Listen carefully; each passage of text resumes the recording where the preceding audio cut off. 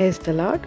ప్రభువైన యేసుక్రీస్తు నామంలో మీ అందరికీ వందనములు తెలియజేస్తూ ప్రతి ఉదయం దేవునితో అనే ఈ ఆధ్యాత్మిక కార్యక్రమానికి మిమ్మల్ని ఆహ్వానిస్తున్నాను.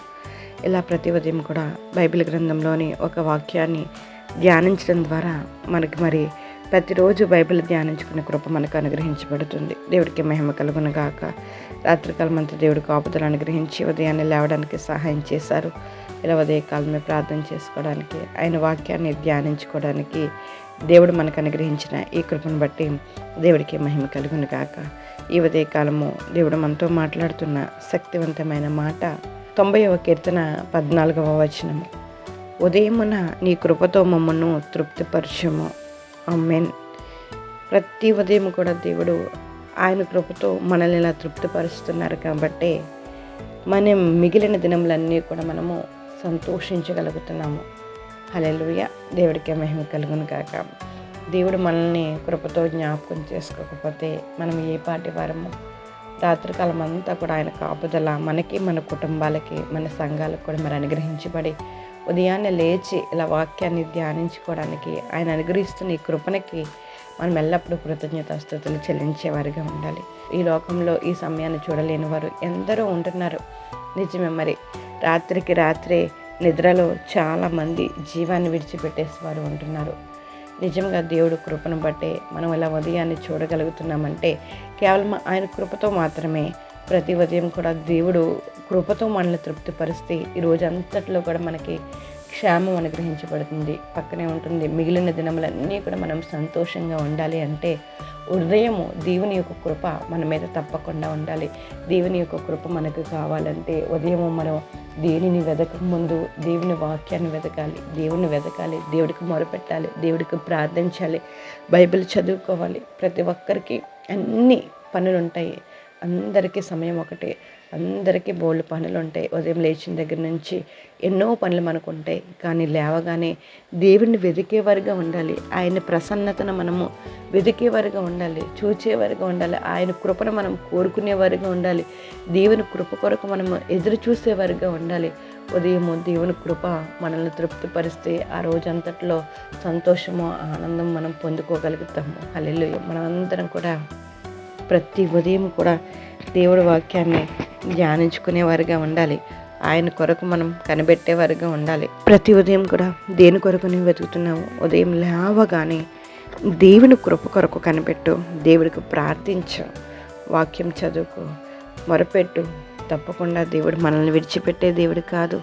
ప్రతి ఒక్కరికి భారాలు ఉంటాయి, సమస్యలు ఉంటాయి. ప్రతి భారము, ప్రతి సమస్య నుండి విడిపించేది మన దేవుడు మాత్రమే. ఆయనకు మొరపెడితే, ఆయన్ని వెతికితే ఆయన తప్పకుండా ఫలాన్ని అనుగ్రహిస్తారండి. ఈ లోకంలో సమస్యలు లేనివారు, శ్రమలు లేనివారు, ఇబ్బందులు లేనివారు ఎవరూ లేరు. అందరికీ ఏదో రకమైన సమస్యలు ఉంటాయి. మరి ప్రతి ఒక్కరు కూడా ఆనందంగా ఉండగలుగుతున్నారంటే కేవలం దేవుని కృపను బట్టే.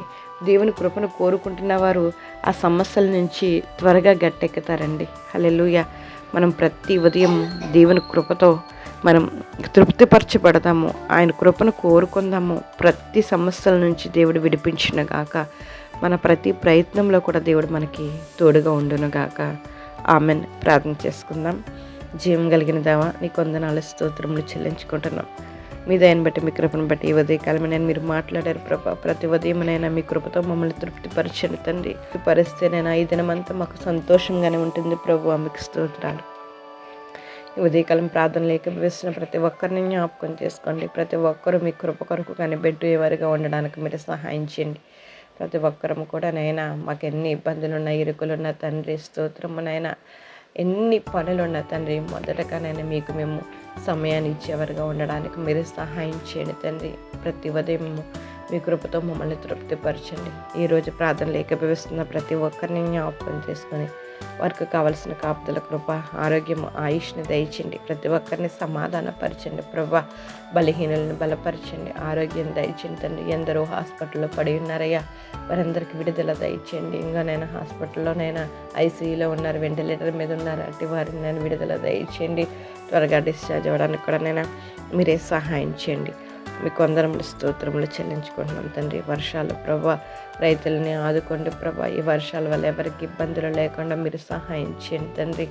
మీకు వందనాలు స్తోత్రములు చెల్లించుకుంటున్నాం తండ్రి. ఈరోజు ప్రయాణాలు చేస్తున్న ప్రతి ప్రయాణాన్ని జ్ఞాపకం చేసుకో. నీ రాకపోకలేని యెహోవా నిన్ను కాపాడననే వాగ్దానం నెరవేర్చండి.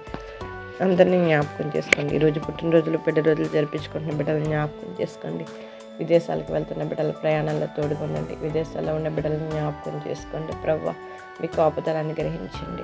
వివాహం కానీ ఎవరిని బిడ్డలను జ్ఞాపకం చేసుకుని తగిన కాలం మంది వివాహాలు జరగడానికి నైనా మీరే సహాయం చేయండి.